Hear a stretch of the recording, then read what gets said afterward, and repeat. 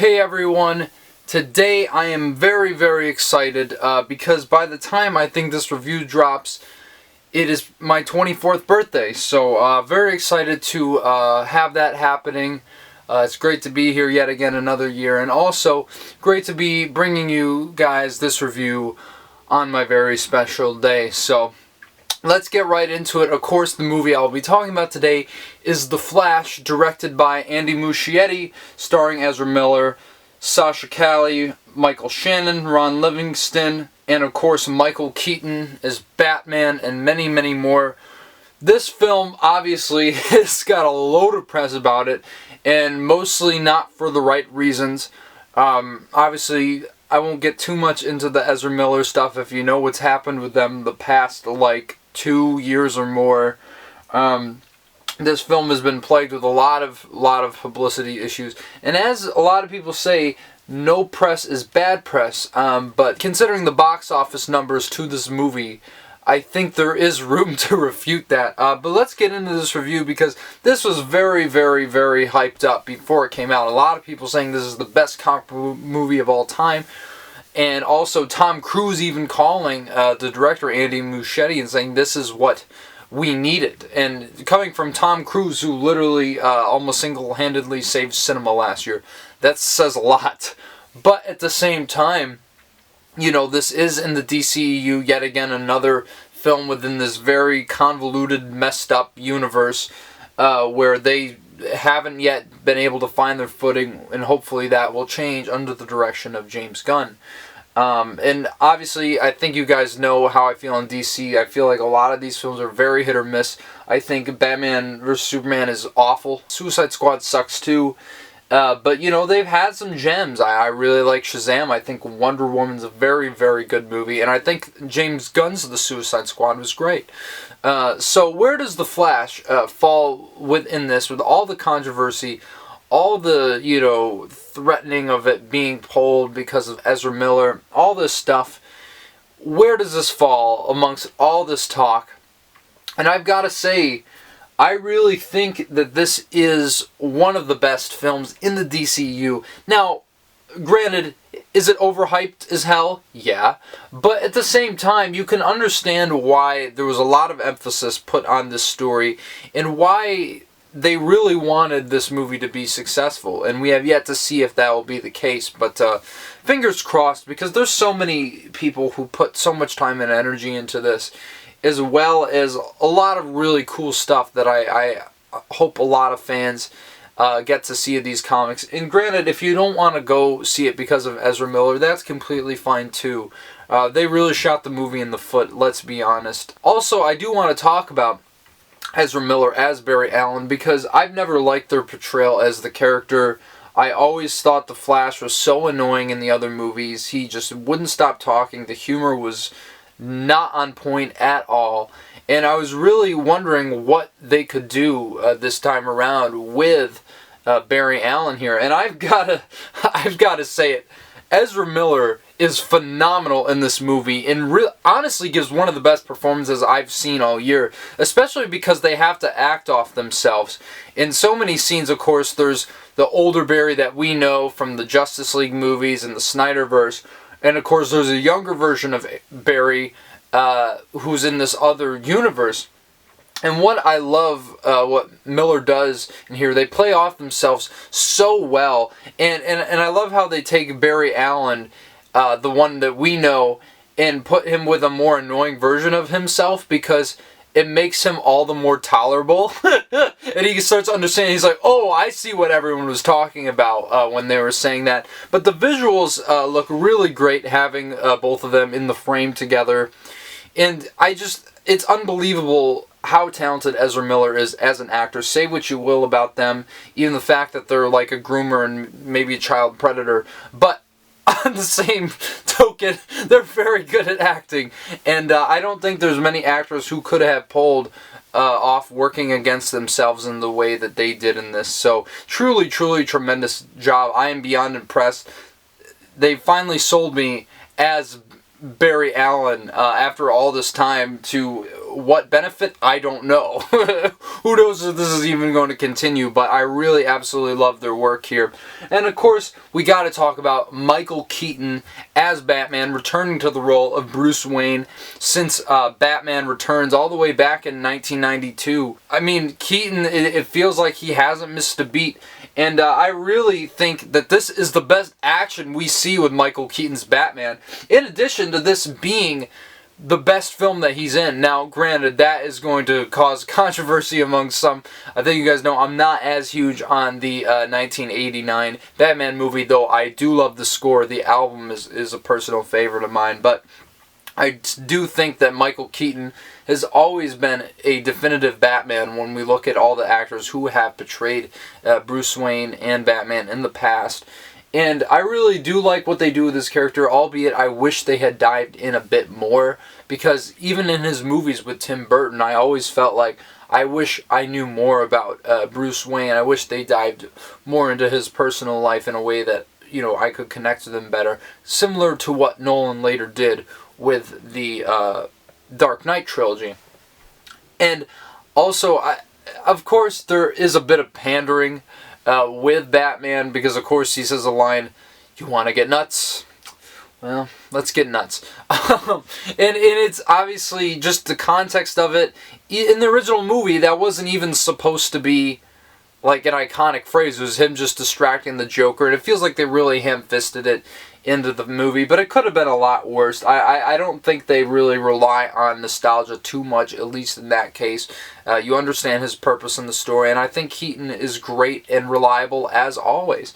And of course, there's other actors in this movie like Sasha Calle, who plays Superwoman, who I thought was quite good, but to be quite frank with you, very underutilized. They could have really done a lot more with her character. And I really wish to have seen more of her on the screen, because what she did bring was something quite interesting. I just feel like she was essentially wasted by the end of this movie. And of course, there's a lot of other players going through this. Ron Livingston as Barry Allen's father in this, I think really is incredible, as well as someone who else I didn't mention, and that's Maribel Verdú, who plays Barry Allen's mother in this. My goodness, the scenes, especially with his mother, I think are probably the best in the entire film. And honestly, some of the most emotional moments in the entirety of the DCEU. It really, I was astounded at how emotionally impacted I was by this film, because this really is a high-stakes story. You can see why DC wanted to get this out there. There is a lot of depth to this story, even though we're dealing with multiversal travel, which of course has its own plot holes. But you know, at the same time, like, they really, once again, I have to say, they nailed the character of the Flash. This really is a hysterical movie, which, considering how I felt about what they did with the Flash before, I was surprised how hysterical I found this movie from top to bottom. Sure, there's some jokes that might not hit, but I think for the most part, this film really hits more than it does miss. And I think that is a credit to the screenplay here, which is really, really solid all the way across the board. Once again, they really nail the character of Barry Allen. And this movie is dark. Like, it really goes in a lot of places that I didn't quite expect. And I gotta give this film a lot of credit, because it's got balls. And I really appreciate the narrative ambition of this more than anything, even if some things aren't really fully fleshed out in the story with other characters like I mentioned. And of course, I gotta mention Ben Affleck in his last go as the Caped Crusader. My goodness, he is awesome.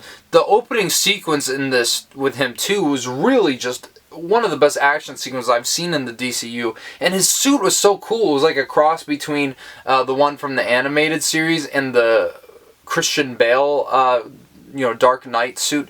It was really, really sleek looking, very, very awesome, and I loved whenever Ben Affleck was on screen as this character, and I think he's always been great despite the terrible movies that he's been in as the character. Ben Affleck has always stood out to me as a shining light in this franchise. Now, when it comes to negatives, there's quite a few. I've already mentioned sometimes the characters could have been more elaborated on, and I wish that there was more there in that sense, because as much as they get the Barry Allen stuff right, other characters are kind of thrown to the wayside. But probably the one thing holding me back from loving this movie is the visual effects, which they're pretty horrendous, I must say. Andy Muschietti says it's intentional. I think that's a bullshit cop-out answer, because my goodness, some of the scenes in here look like they're from the Polar Express. And that's not even putting it lightly. They probably look worse than the Polar Express. And there's even one scene that I think is so much fun, because, yet again, the action is great in this movie. I can't stress that enough. There's some really, really creative action set pieces in here. But there's one scene near the beginning with a bunch of babies falling out of a hospital building, and I can't even speak on how horrifying those visuals are. I really don't know what they were thinking, and I don't want to shit on visual effects artists, because I know they put in a lot of hard work and they're underpaid and whatnot.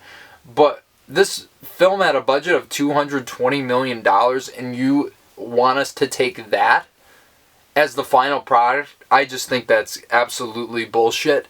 I really don't know why DC has lacked on the special effects side of things for all this time, but it really isn't good at all. And if it weren't for those but the thing is, it's distracting when it happens, but it doesn't ruin the whole movie, you know? Because honestly, this is one of my favorite comic book movies of the year, probably after Across the Spider-Verse. Yes, I like this slightly more than Guardians of the Galaxy Volume 3, because I think when this narrative really delivers, I think it's more consistent than Guardians of the Galaxy Volume 3, though from a technical standpoint that probably is a better made film, certainly from a visual standpoint. But regardless, I love almost everything that Andy Muschietti did with this. I think he was a great choice to direct this movie, especially coming off of the It movies. Really, I couldn't have asked for much more except better visual effects. I don't really think it's that hard to ask for something better than what they gave us, something that looks unrendered and unfinished. It's actually unbelievable how bad they are. But the rest of the movie I really, really loved. So yeah, guys, I'm going to give The Flash an 8 out of 10. This is a really damn good comic book movie. You guys got to check it out if you haven't seen it. Plus, you know, I don't know if I'm going to do spoilers on this, but something happens at the end that is kind of mind-blowing. And if you guys have seen the movie, you know exactly what I mean.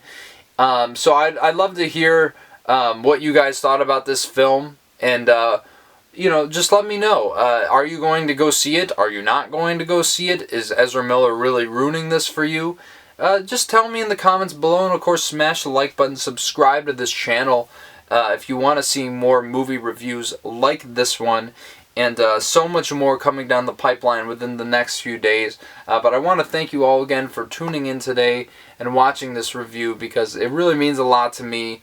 As I said, more surprises coming down the line this week and next.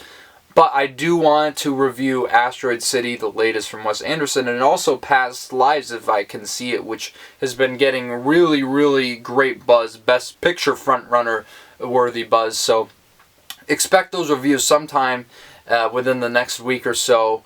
And yeah, guys, until then, take it easy, and I'll see you later.